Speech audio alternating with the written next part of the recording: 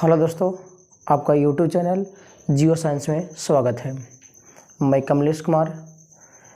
Electric charge and field के पिछले lecture में देखा होगा कि electric field intensity, electric field दोनों में डिफरेंट पता किया था कि इलेक्ट्रिक फील्ड क्या है कि जब कोई चार्ज पार्टिकल पॉजिटिव रहेगा तो फील्ड रेडियली आउटवर्ड करेगा, नेगेटिव रहेगा तो रेडियली इनवर्ड करेगा।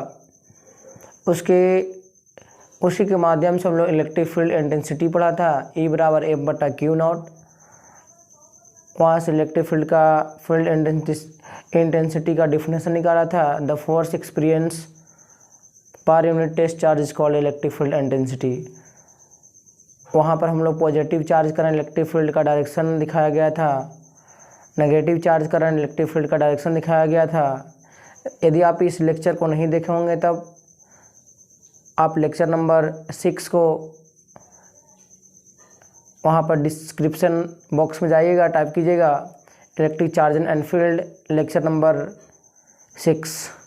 उसके बाद का जो लेक्चर है वो electric force on the charge inside the electric field. जब कोई इलेक्ट्रिक फील्ड होगा, यूनिफॉर्म इलेक्ट्रिक फील्ड होगा, उसके अंदर चार्ज पार्टिकल रखा हुआ रहेगा तो उस पर फोर्स कितना क्रिएट होगा, फोर्स निकालना है। उसी का लेक्चर आगे बढ़ाया गया है और लिखा हुआ है, ध्यान दीजिएगा, लिखा हुआ है electric force on the charge inside the electric field. Electric field के अंदर कोई चार्ज पार्टिकल है तो उस पर फोर्स का मान क्या होगा।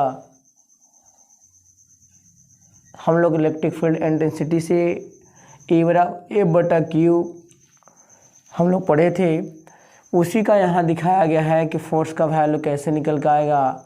F बराबर क्या क्या आएगा, नेगेटिव चार्ज रहेगा तब क्या होगा फोर्स, पॉजिटिव चार्ज रहेगा तो फोर्स का मान क्या होगा। उसी के बाद लिखा हुआ है let charge Q is placed inside the electric field. एक चार्ज रखा हुआ है इलेक्ट्रिक फील्ड के अंदर। फिर दिखाया गया by definition of electric field, हम लोग पढ़े थे electric field intensity, electric field का डिफिनेशन। वहाँ से the force experience per unit test charge is called electric field intensity.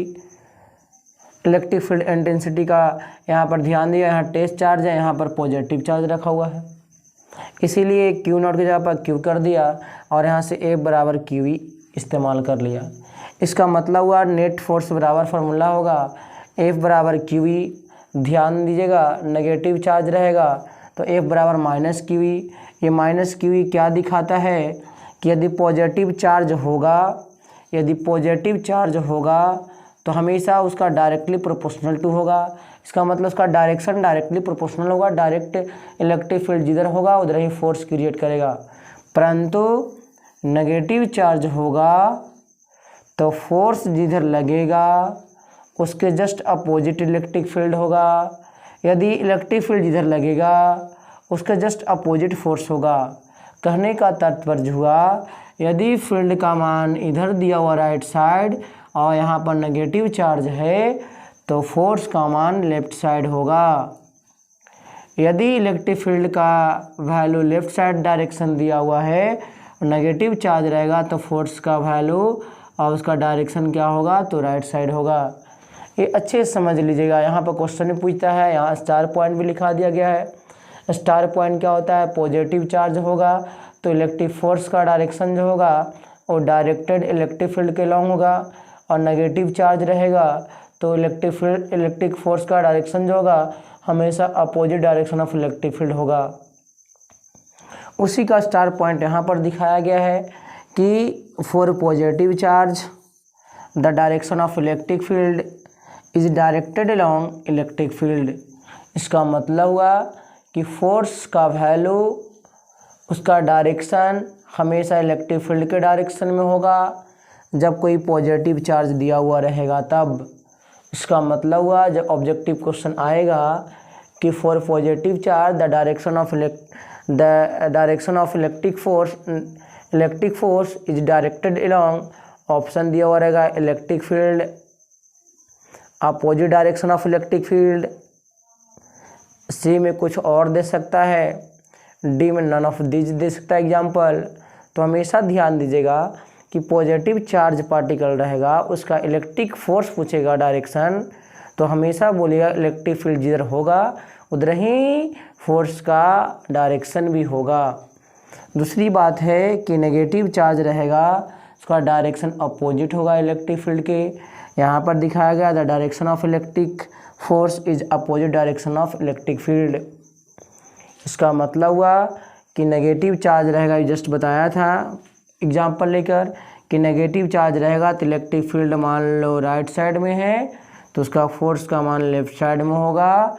यदि इलेक्ट्रिक फील्ड लेफ्ट साइड में है तो इलेक्ट्रिक फोर्स का मान डायरेक्शन राइट साइड में होगा। उसके बाद का बहुत इंपॉर्टेंट क्वेश्चन, बहुत फार्मूला इंपॉर्टेंट है जो आगे क्लास में काम भी देगा, यहाँ पर बहुत ज़्यादा हम यूज भी करेंगे।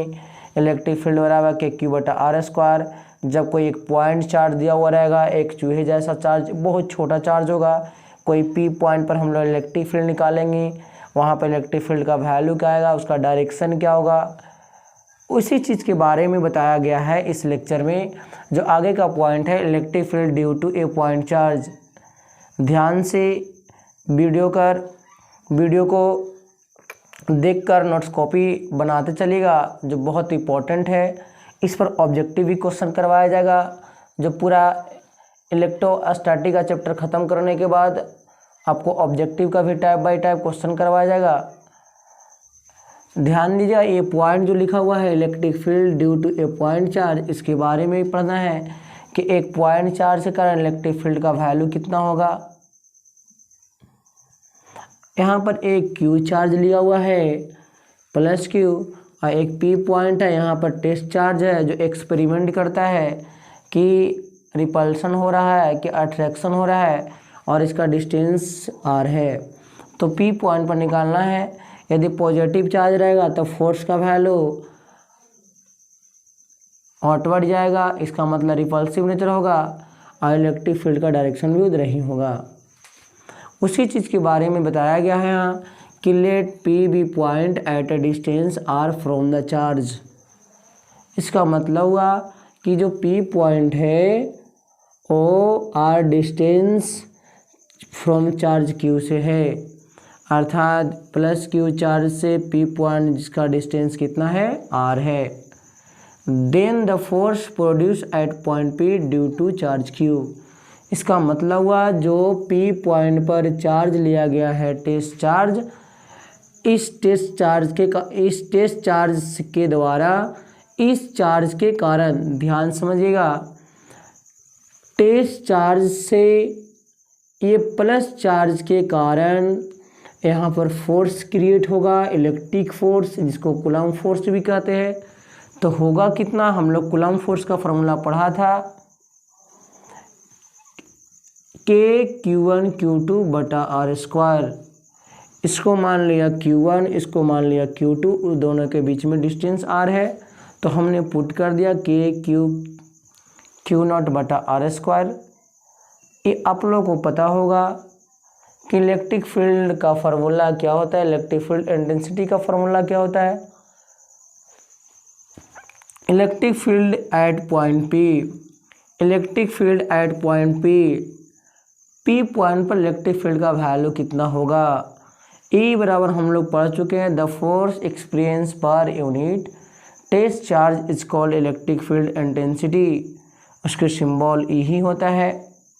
फर्क यही होता है कि इलेक्ट्रिक फील्ड जो होता है डायरेक्शन सिंबल देता है, डायरेक्शन का सिंबल देता है, परंतु इलेक्ट्रिक फील्ड इंटेंसिटी जो होता है वो मैग्नीट्यूड और का मान निकालता है। उसके बाद E बराबर एफ बटा क्यू नॉट यूज कर लिया हम लोग, एफ ई बराबर इस्तेमाल कर चुके हैं, ला चुके हैं वैल्यू के क्यू नॉट बटा आर स्क्वायर। यहाँ के क्यू नॉट बटा आर स्क्वायर कर दिया, बटा में क्यू नॉट था, क्यू नॉट से क्यू नॉट क्या हो गया, कैंसिल हो गया, तो बचा क्या के क्यू बटा आर स्क्वायर। जो कोई भी क्वेश्चन पूछेगा कि एक छोटे पॉइंट चार्ज के कारण इलेक्ट्रिक फील्ड का मान कितना होगा तो आप लोग बताइएगा के क्यू बटा आर स्क्वायर। यदि दो चार्ज रहेगा तो फिर वही मेथड आ जाएगा, प्रिंसिपल ऑफ सुपर पोजिशन जो हम लोग कूलम्ब्स लॉ में पढ़ा था, F बराबर F1 plus F2 plus F3 dot dot Fn तक। जब सिस्टम ऑफ चार्ज रहेगा, मल्टीपल ऑफ चार्ज रहेगा तो वहाँ पर वेक्टर सम करेंगे। उसी प्रकार से यहाँ पर भी है। यदि हम लोग एक पॉइंट चार्ज के कारण पढ़ लेंगे कि Q/r², तो आने वाला जो वीडियो होगा वो सिस्टम ऑफ चार्ज के लिए भी लागू होगा। सिस्टम ऑफ चार्ज में क्या होगा, तो E बराबर E1 + E2 + E3 dot dot En तक भी लागू होगा। यहाँ पर दिखाया गया है बहुत क्रिटिकल पॉइंट, एक छोटा पॉइंट, जो इलेक्ट्रिक फील्ड जो है वो वेक्टर क्वांटिटी है, ये पता होगा। इसका डायरेक्शन भी पता हो गया होगा कि इलेक्ट्रिक फील्ड का डायरेक्शन जो होगा पॉजिटिव चार्ज रहेगा तो रेडियली आउटवर्ड होता है, और नेगेटिव चार्ज रहेगा तो रेडियली इनवर्ड होता है। यहाँ पर ध्यान दीजिएगा, scalar form of electric field. Electric field का स्केलर फॉर्म क्या होगा, तो डायरेक्ट Q/r²।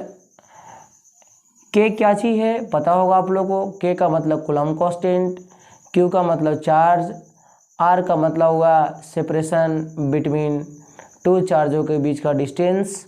उसके बाद वेक्टर फॉर्म क्या होगा, vector form of electric field E बराबर KQ/r², और यूनिट वेक्टर का साइन लगा दिया गया है। यूनिट वेक्टर का सिंबल क्या होता है, यदि किसी वेक्टर के माथे पर कैप लगा दिया जाए, टोपी लगा दिया जाए, तो हमेशा यूनिट वेक्टर का सिंबल होता है। और यूनिट वेक्टर 11 क्लास में आप लोग पढ़ा होगा, null vector, unit vector. Unit vector का सिंबल होता है, फार्मूला होता है R, उसके माथे पर कैप, यूनिट वेक्टर का सिंबल हो गया। फार्मूला की बात जहाँ रहा, यूनिट वेक्टर रहा होता है R वेक्टर बटा उसका मैग्नीट्यूड। इसका मतलब हुआ जो वेक्टर दिया हुआ ऊपर रख देंगे और उसका मैग्नीट्यूड पुट कर देंगे नीचे, इसका मतलब हो गया यूनिट वेक्टर। यूनिट वेक्टर का मैग्नीट्यूड हमेशा 1 होता है, नल वेक्टर का मैग्नीट्यूड हमेशा 0 आता है। ध्यान दीजिएगा, इसका मतलब E वेक्टर बराबर होगा KQ/r² और r कैप। ये हो गया वेक्टर फॉर्म और ये हो गया स्केलर फॉर्म। इसके बाद का जो वीडियो है वो electric field due to system of charge, नहीं तो electric field due to multiple of charge के बारे में पढ़ेंगे। दोनों सेम चीज़ है। इसका मतलब हुआ जब एक चार्ज रहेगा तो KQ/r², जब 2 या 2 से अधिक चार्ज रहेंगे तब वो फार्मूला कौन सा यूज करेंगे, तो प्रिंसिपल ऑफ सुपरपोजिशन। आगे का वीडियो में बने रहने के लिए इस चैनल पर बने रहें। आपका समय शुभ हो। जय हिंद।